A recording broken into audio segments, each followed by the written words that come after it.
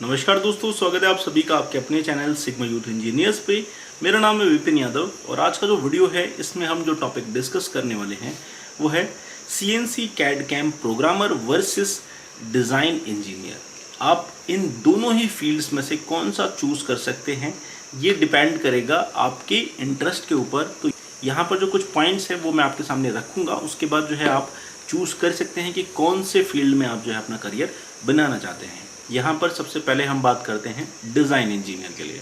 तो design engineer के लिए कौन कौन से सॉफ्टवेयर्स जो है इम्पॉर्टेंट होते हैं जिसमें कि आपको जो है परफेक्शन होना चाहिए। जो सबसे पहला सॉफ्टवेयर होता है किसी भी डिज़ाइन इंजीनियर के लिए वो होता है ऑटोडेस्क ऑटोकैड।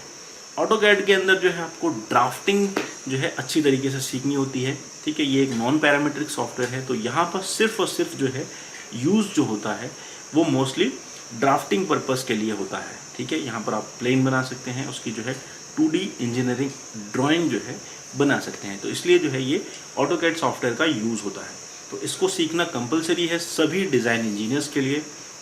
दूसरा जो सॉफ्टवेयर होता है ये ऑप्शनल सॉफ्टवेयर होता है। इस कैटेगरी में जो है आपके पास जो है 3D मॉडल्स बनाने के लिए सॉफ्टवेयर की नॉलेज आपको चाहिए होती है, जैसे कि सॉलिडवर्क्स हो गया, कैटिया हो गया, प्रोई हो गया। ये जो सभी सॉफ्टवेयर्स हैं इनमें क्या है आप 3D मॉडल को क्रिएट कर सकते हैं। ठीक है, उसको जो है आप एज ए प्रोडक्शन के लिए जो है आप उसको सेंड कर सकते हैं मॉडल के तौर पर। ठीक है, जो कि कैम प्रोग्रामर जो है इसको यूज़ करते हैं। ठीक है, तो यहाँ पर जो है आजकल सबसे ज़्यादा जो यूज़ हो रहा है वो है 3D मॉडलिंग।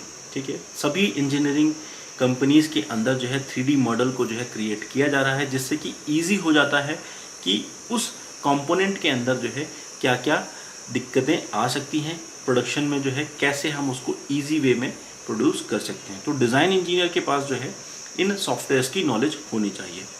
अब हम बात करते हैं कि भाई डिज़ाइन इंजीनियर के लिए क्या स्कोप है। ठीक है, जॉब का क्या स्कोप रहता है इंडस्ट्री के अंदर, ये भी एक बहुत बड़ा टॉपिक है। इस पे जो है सबसे पहले हम बात करते हैं कि देखिए जो डिज़ाइन इंजीनियर की स्टार्टिंग सैलरी होती है वो बहुत ही कम होती है, ज़्यादा नहीं होती है, क्योंकि ज़्यादातर जो कंपनीज़ होती हैं वो जो डिज़ाइन इंजीनियर हायर करती हैं इनिशियल स्टेज में वो ड्राफ्टिंग पर्पस के लिए हायर करती हैं, जैसे कि ऑटोडेस्क ऑटोकैड के लिए। तो यहाँ पर जो सैलरी होती है वो रेंज जो होती है 15,000 से लेकर आपकी 25,000 की रेंज में जो है आपकी सैलरी आपको ऑफर करती है। ठीक है, उसके बाद सॉलिडवर्क्स अगर आप सॉफ्टवेयर सीख लेते हैं तो आपकी जो सैलरी है वो 20 से 30,000 के बीच में जो है आपको एवरेज सैलरी आपको मिल जाती है एज ए डिज़ाइन इंजीनियर।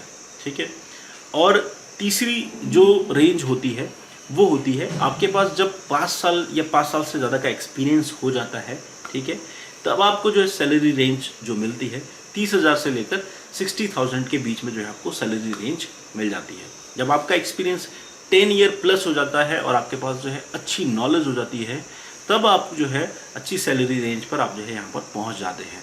तो लगभग जो है सैलरी रेंज आपकी हो जाती है 80,000 से लेकर 2 से 2.5 लाख के बीच में। ये डिपेंड करेगा आपको कंपनी टू कंपनी। बहुत सारी मल्टीनेशनल कंपनीज़ हैं वो आपको जो है इससे भी ज़्यादा सैलरी ऑफर करती हैं एज ए डिज़ाइन इंजीनियर।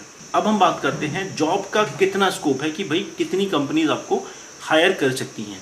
तो देखिए जो कंपनी की इनटेक कैपेसिटी होती है, जो छोटी कंपनी होती है उसके अंदर जो है मोस्टली 1 या 2 डिज़ाइन इंजीनियर हायर करती है, इससे ज़्यादा जो है वो हायरिंग नहीं करती है। ठीक है, उसके बाद अगर आप बात करते हैं मिड रेंज कंपनी जो कि OEM कंपनीज होती हैं, ये हायर करती हैं। इनकी जो डिज़ाइन इंजीनियर की टीम होती है वो 10 से 12 इंजीनियर्स की टीम होती है जो कि वो परमानेंट होते हैं।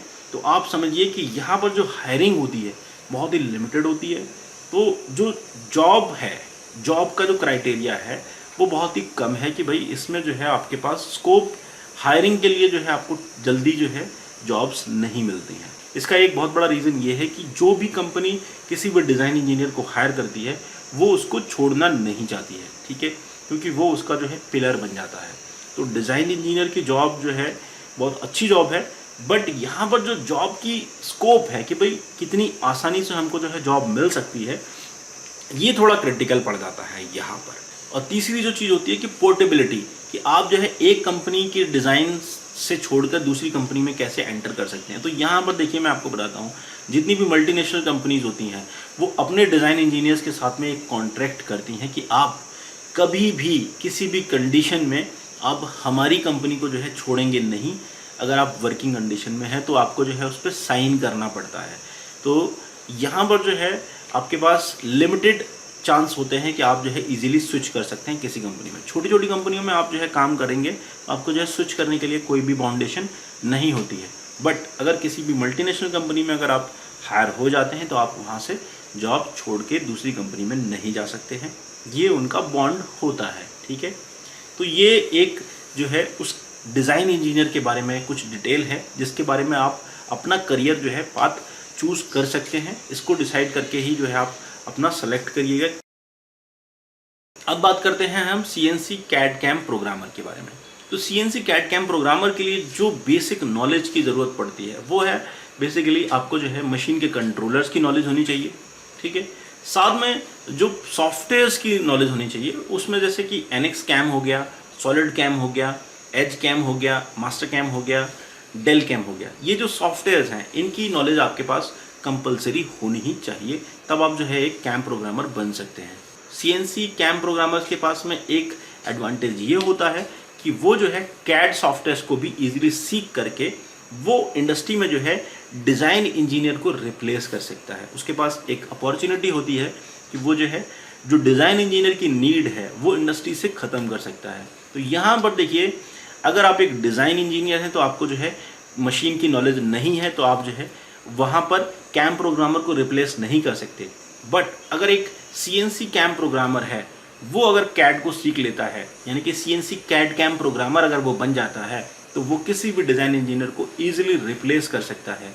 यहाँ पर जो है डिपेंड करेगा कि कंपनी के पास कितना वर्क लोड है। अगर कंपनी के पास कम वर्क लोड है तो यहाँ पर जो है सबसे ज़्यादा अपॉर्चुनिटी ये होती है कि कैम प्रोग्रामर को जो है कंपनी हायर करेगी, ना कि किसी डिज़ाइन इंजीनियर को। तो यहाँ पर देखिए एक अपॉर्चुनिटी आपके पास ये बन जाती है, आपके पास CAD की नॉलेज है, कैम की नॉलेज है, तो आप जो है यहाँ पर इजीली रिप्लेसमेंट दे सकते हैं। और सैलरी की बात करें तो अगर आप एक मैनुअल प्रोग्रामर हैं तो आपको जो है सैलरी की रेंज जो मिल जाती है 25 से 35 हज़ार के बीच में जो है आपको एक एवरेज सैलरी मिल जाती है। बट अगर बात करें कि भाई आपके पास जो है कैम की भी नॉलेज है, CAD की भी नॉलेज है, तो आपकी सैलरी जो है 60,000 से लेकर 1,20,000 के लगभग आपको जो है यहाँ पर एवरेज सैलरी मिल जाती है। ये डिपेंड करेगा कि भाई कंपनी टू कंपनी की जो है सैलरी रेंज क्या ऑफर करती है। ठीक है, तो एवरेज जो सैलरी रेंज है वो 60 से 1 लाख के बीच में जो है आपको एज ए कैम प्रोग्रामर आपको सैलरी कंपनी प्रोवाइड करा देती है। तो ये बेनिफिट भी यहाँ पर रहता है। अगर जॉब अपॉर्चुनिटी की बात करें तो एक कंपनी, कोई भी मैन्युफैक्चरिंग कंपनी है, वो मिनिमम जो है 3 से 4 प्रोग्रामर जो है हायर करके रखती है, जिसका जो प्लांट कैपेसिटी है 60 मशीन की है, तो वो जो है लगभग 4 से 5 प्रोग्रामर जो है हायर करके रखती है।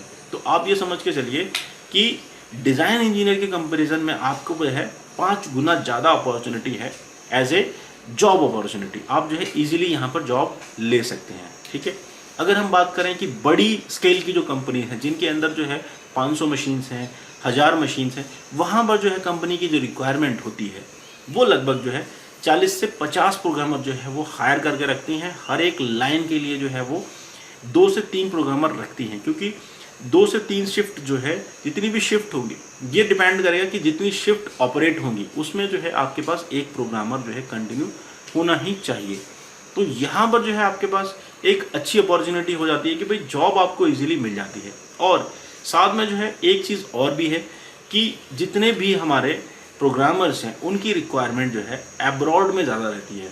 डिज़ाइन इंजीनियर की हायरिंग जो है इंडिया से बाहर जो है बहुत कम है, क्योंकि जितने भी कनाडा और US की जो कंपनीज़ हैं वो जो डिज़ाइन इंजीनियर हायर करती हैं वो अपना लोकल का जो है डिज़ाइन इंजीनियर हायर करती हैं।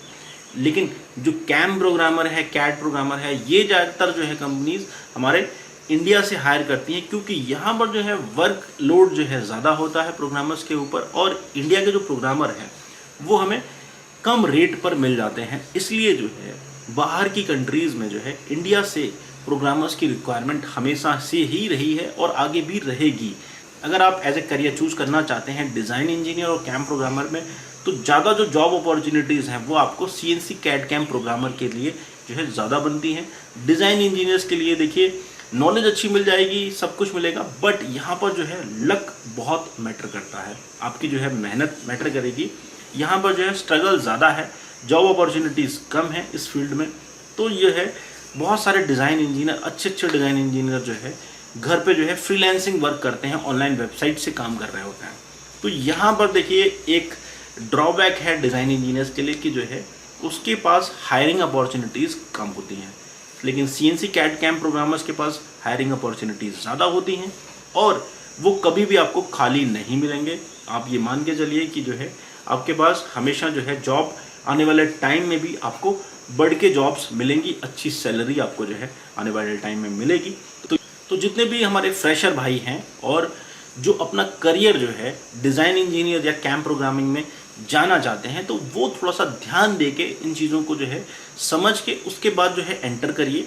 कोई भी ज़्यादा बड़ी चीज़ नहीं है, यहाँ पर रिस्क लेना पड़ता है डिज़ाइन इंजीनियर्स के लिए। जो लोग रिस्क लेना जानते हैं वो इस फील्ड में जो है अच्छा नाम कमा सकते हैं, अच्छा जो है आपको सैलरी भी मिलेगा।